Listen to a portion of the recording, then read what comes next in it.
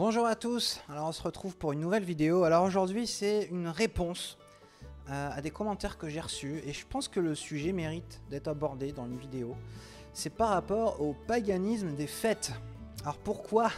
J'ai reçu plusieurs commentaires par rapport au sapin que j'avais derrière moi dans une vidéo.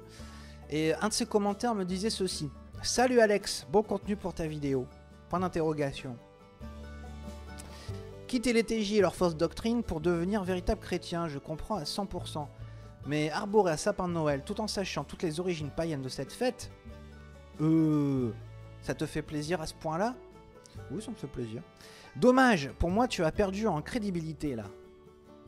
Le mouton a changé de bergerie, mais peine à devenir brebis.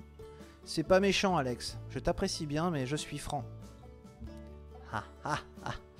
Le mouton a changé de bergerie mais peine à devenir brebis. T'es sûr que tu m'aimes bien Phil parce que ça sonne pas comme ça. Là clairement Phil a décidé de considérer que j'étais pas chrétien en fait. Quand il me dit que je peine à devenir brebis, c'est ce que ça veut dire. Alors on va aborder le sujet. Alors faut savoir quand même que les témoins n'ont aucun souci avec le fait d'accepter certaines coutumes et traditions qu'on a en général. Alors je vais en citer quelques-unes. Par exemple les alliances. Les alliances, c'est d'origine païenne. Alors moi j'en ai pas, désolé. Les alliances sont d'origine païenne. Les calendriers, il n'y a pas plus païen qu'un calendrier. Tous les mois sont des dieux. Les jours aussi. Donc non, les calendriers, il n'y a rien de plus païen, entre guillemets. L'excommunication, alors ça va peut-être vous étonner, mais même l'organisation a pointé du doigt l'excommunication comme une pratique païenne. Et c'est d'ailleurs dans un article de Réveillez-vous du 8 janvier 1947, page 27 en anglais, qu'il pointait du doigt l'église catholique. Et il disait l'église catholique a repris une tradition païenne, l'excommunication. Ouh, c'est mal. Bah oui, mais maintenant ils le font. Ça, il n'y a plus de problème maintenant. Le gâteau de mariage, c'est païen. Les piñatas, c'est païen, on va en reparler. Les fleurs lors d'enterrement. La main devant la bouche pour bâiller, c'est païen. Alors ça va peut-être vous étonner parce que pour aujourd'hui c'est plus une question de politesse, mais en fait c'est vraiment païen. Et à la base c'est parce que au Moyen-Âge, ils croyaient que quand on bâille, quand on ouvrait la bouche, le diable pouvait soit prendre notre âme, soit rentrer à l'intérieur, ou des esprits malins pouvaient rentrer en nous et nous posséder. Donc ils ont mis la main devant la bouche pour se protéger, puis c'est devenu au fur et à mesure une question de politesse. Voilà, on se cache la bouche pour pas montrer l'intérieur, pour pas montrer nos beaux amalgames. En tout cas les témoins n'ont pas de souci avec ça. Les témoins ont zéro souci avec ces pratiques qui sont pourtant enracinées, qui prennent leurs racines dans le paganisme et la superstition. Alors une de ces choses c'était les piñatas qu'on a mentionné, et c'est intéressant parce qu'il y a un article du Réveillez-vous du 22 septembre 2003, page 22-24. On va voir ça ensemble, je vous laisse le lire dans votre coin si vous voulez. Mais vite fait, ce dont cet article parle, c'est des origines donc, de la piñata, d'où ça vient. La piñata, ça vient en premier des Chinois. Les Chinois avaient cette tradition au moment du jour de l'an. Et ils gardaient les cendres des graines de l'intérieur de la piñata. Enfin, ça s'appelait pas piñata, mais bon, vous comprenez ce que je veux dire. Et ça leur portait bonheur. Ensuite, chez les Aztèques et les Mayas, il y avait les piñatas. Donc là, c'était carrément lié au culte des Aztèques, par exemple, puisque dans le culte des Aztèques, c'était à l'occasion de l'anniversaire de Huitzilopochtli. Pochtli. Ouais, bon bref, vous comprenez. Leur dieu du soleil et de la guerre. Donc ils utilisaient la piñata, c'était un pot d'argile sur un poteau. Il était orné de plumes colorées et rempli de petits trésors. Ils le brisaient avec un bâton et les trésors se répandaient en offrande pour l'image de leur dieu. Et chez les Mayas, il y avait aussi quelque chose dans le genre. Un pot qu'il fallait taper, un pot suspendu avec une corde qu'il fallait taper avec un bâton. Les missionnaires qui sont arrivés, vous savez, ceux qui ont tout dégommé, ces missionnaires sont arrivés, ils ont récupéré ça, et ils ont dit que la piñata, c'était pour représenter le combat du chrétien contre le mal, contre le diable. Donc la piñata, c'était le diable, et il fallait tabasser le diable avec un bâton. Voilà. Donc c'était on ne peut plus païen, d'accord? C'est on ne peut plus basé dans des cultes divers et variés, des superstitions. Voilà. La piñata, franchement... Personnellement, je trouve que c'est pire que Noël, niveau racines païennes. À vous de voir, mais bon, je trouve que c'est pire. Donc, l'article continue comme ça, et ensuite, écoutez bien ce qu'il est dit. Nous avons constaté que pour beaucoup de Mexicains, la piñata a perdu sa signification religieuse. C'est pas le cas de Noël? Est-ce qu'encore aujourd'hui beaucoup de gens célèbrent Noël de façon religieuse? Est-ce que beaucoup de gens aujourd'hui célèbrent Noël comme une fête à des dieux païens, des dieux nordiques ou je ne sais trop quoi? Vraiment? D'ailleurs, elle sert à de nombreuses occasions, pas seulement lors des posadas ou des anniversaires. En outre, elle peut revêtir bien d'autres formes que celles de traditionnelles étoiles, animaux, fleurs, clowns. Alors là, on est carrément dans le péché contre les 10 commandements, hein, au passage. S'ils envisagent d'inclure une piñata dans une réunion entre amis, alors écoutez bien ça, les chrétiens, bon les témoins de Jéhovah, hein, on s'entend quand ils disent chrétiens, c'est témoins de Jéhovah, devraient tenir compte de la conscience des autres. Le plus important n'est pas de savoir ce que cette pratique signifiait il y a plusieurs siècles. Vous avez bien entendu là? Le plus important n'est pas de savoir ce que cette pratique signifiait il y a plusieurs siècles, mais plutôt comment on la considère aujourd'hui dans la région. Évidemment, les avis varient d'un endroit à un autre. Voilà pourquoi il est sage de ne pas monter en épingle ce genre de questions. Vous vous rendez compte? Il n'est pas question de monter en épingle ce genre de questions. La Bible déclare que chacun continue à chercher non pas son propre avantage, mais celui de l'autre, selon 1 Corinthiens 10, 24. Voilà, frères et sœurs. Il n'y a pas de problème avec la piñata. Pourtant, c'est basé clairement, mais alors très clairement, dans le paganisme. Mais il n'y a pas de problème, parce qu'il ne faut pas chercher trop loin. Aujourd'hui, c'est déconnecté. Est-ce que Noël, est-ce que Pâques, est-ce que ce genre de fêtes, aujourd'hui, ne sont pas complètement déconnectés de leur signification originelle? Moi, c'est la question que je vous pose. À toi, Phil, qui a regardé cette vidéo, qui a fait ce commentaire. Est-ce que c'est pas complètement déconnecté de leur signification originelle? Si c'est déconnecté de leur signification originelle, est-ce que les chrétiens devraient s'en inquiéter?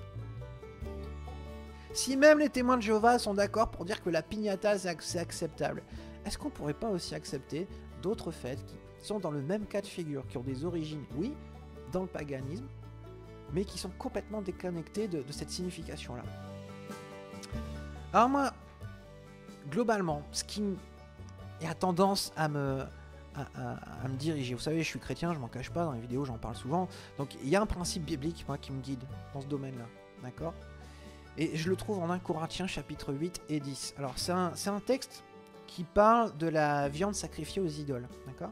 Donc là je vais vous lire un petit morceau de ce texte. Donc 1 Corinthiens chapitre 8 et on va commencer au verset 4. Pour ce qui est donc de manger des viandes sacrifiées aux idoles, nous savons qu'il n'y a point d'idole dans le monde, mais il n'y a qu'un seul Dieu.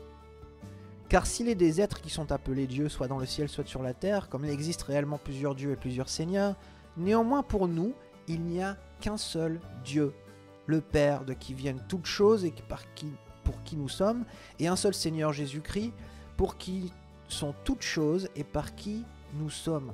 Désolé, j'ai un peu de mal à lire, faut voir comment c'est mis sur ma page. Mais cette connaissance n'est pas chez tous. Quelques-uns, d'après la manière dont ils envisagent encore l'idole, mangent de ces viandes comme étant sacrifiées aux idoles, et leur conscience, qui est faible, en est souillée. Bon. Je vais résumer ce qu'on a lu jusqu'à là. Pour un chrétien, il n'y a qu'un Dieu.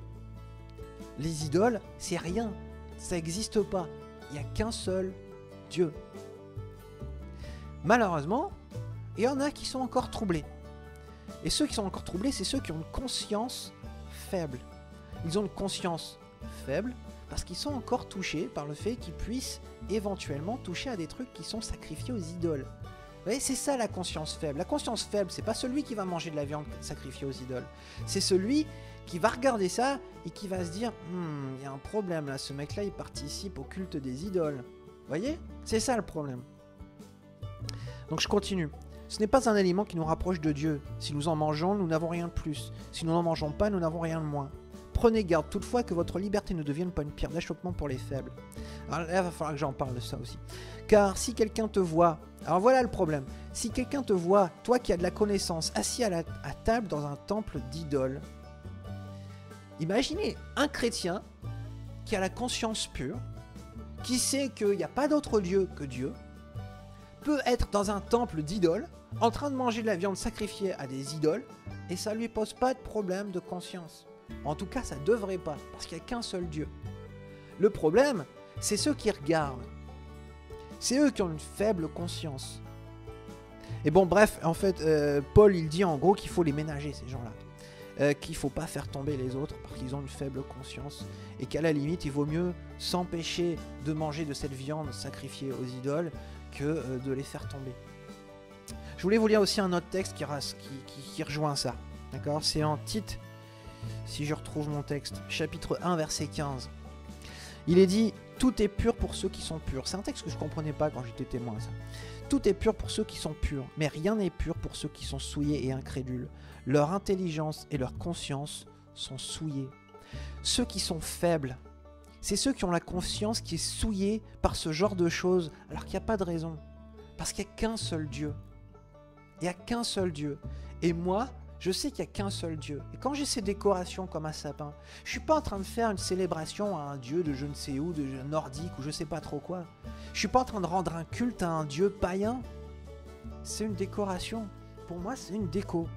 Ça fait partie de l'esprit festif. C'est une façon de partager un moment sympa avec ma famille.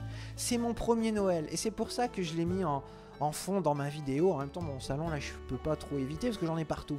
Mais c'est pour ça que j'étais content, pas fier, mais j'étais content de vous le montrer. J'étais content de vous montrer que c'était mon premier Noël et que ça fait partie de ma liberté. Et au contraire, Phil, tu vois, je serais pas crédible.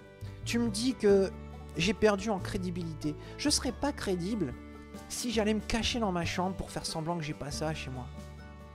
Et je serais encore moins crédible si je le fêtais pas. Parce que ça voudrait dire que j'aurais encore une conscience faible. Et si on a une conscience impure, c'est qu'on est soi-même impur. Tu vois, Phil, là il y a un problème.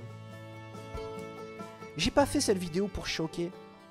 Sincèrement, je l'ai fait vraiment, sincèrement, pour partager avec vous un moment qui est beau dans ma vie. Mon premier Noël à 37 ans. Enfin, j'en ai fait quand j'étais tout petit, avant que mes parents étudient. Mais bon, bref. En tant qu'adulte consentant, c'est mon premier Noël. C'est important pour moi. C'est pour ça que je l'ai partagé avec vous. C'est tout. C'est pas pour être méchant, pour choquer, pour être le méchant païen, pour faire un gros doigt d'honneur à la société. Pas du tout. C'était vraiment pour partager avec vous quelque chose qui me rend heureux et qui rend ma famille heureux. Faudrait voir les étoiles dans les yeux de mes enfants. Faut voir. C'est beau. Franchement, c'est magnifique. Et encore une fois, ça n'a rien à voir avec un culte impur, avec un culte païen. Alors en effet, alors certains me diront, oui mais tu vois, dans le texte que tu as lu, 1 Corinthiens chapitre 8, il est dit de ménager les autres qui ont une faible conscience. Et c'est vrai. Mais là, on n'est pas dans le même cas de figure. Vous voyez, là, on a affaire à des gens qui croient que ça rend un culte à des idoles. Moi, je vous pose la question, toi, Phil, qui regarde cette vidéo, et vous autres qui ont commenté sur ma vidéo pour dire que ce que je faisais, c'était païen. Est-ce que vous croyez vraiment qu'il y a d'autres idoles, qu'il y a d'autres dieux que Dieu? Si c'est le cas, c'est vous qui avez un problème, c'est pas moi. Et vous savez, si on écoute les gens qui veulent vous interdire, qui sont choqués par ce qu'on peut faire, par tout ce qu'on peut faire... Ah non, vous savez, il y a des gens qui n'ont pas aimé que j'ai du vernis sur les ongles. Si on écoutait tous les gens qui sont gênés par ce qu'on fait, on ferait rien. On ferait absolument rien. Et moi, je revendique cette liberté chrétienne. Et je le fais pas pour vous choquer. Et sincèrement, vraiment du fond de mon cœur, je vous demande aujourd'hui, à vous qui regardez cette vidéo et qui êtes gênés par Noël, faites vos recherches. Priez, demandez à Dieu ce qu'il veut que vous fassiez. Est-ce que vous croyez qu'il y a d'autres dieux? Est-ce que vous croyez qu'avoir un sapin chez soi, c'est participer au faux culte? Ça l'est si on croit que ces idoles existent. Mais ça l'est pas si on ne croit pas que ces idoles existent. Si on croit qu'il n'y a qu'un seul Dieu. Donc c'est mon message aujourd'hui. Toi, Phil, tu vois, moi je t'aime bien. J'ai rien contre toi. Ton message m'a frappé parce que tu dis que je suis pas une brebis. Je vais pas te retourner le compliment, mais ce que je voudrais te dire vraiment, c'est fais tes recherches, tout bonnement. Et encore une fois, moi je force personne à faire Noël. Personne. Je force personne à faire ce qu'ils n'ont pas envie de faire. C'est pas la question. Vous voyez, moi, de toute façon, j'ai pas ce pouvoir. Vous voyez, je fais juste des vidéos. J'ai pas le pouvoir de l'organisation à dire aux gens quoi faire.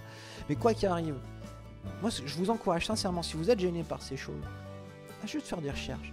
Vous n'êtes pas obligé de fêter Noël. Surtout si vous n'avez pas d'enfants. Alors, si vous n'avez pas de petits-enfants, à la limite, si vous pouvez vivre sans Noël, tant mieux pour vous. Hein. Mais c'est un beau moment qu'on peut passer en famille, tout simplement. C'est juste ça. C'est juste ça. Alors chez moi, c'est vrai que le matin de Noël, je vais vous dire, une tradition qu'on a commencé même avant d'avoir des décorations de Noël, c'était de regarder un film sur la nativité le jour de Noël. C'est tout. Même si c'est pas le jour de Jésus, le jour de la naissance de Jésus, et ça je l'explique aux enfants, et on le sait, on en est conscient. Mais on célèbre quand même, on est content de pouvoir parler, on est heureux de pouvoir dire qu'un jour notre Sauveur est arrivé dans ce monde, et que de par le monde, il y a des millions de gens qui pensent à lui en ce jour-là. Tout simplement. Tout simplement. Il n'y a rien de super compliqué, et il n'y a surtout pas d'adoration des idoles. Allez, à bientôt.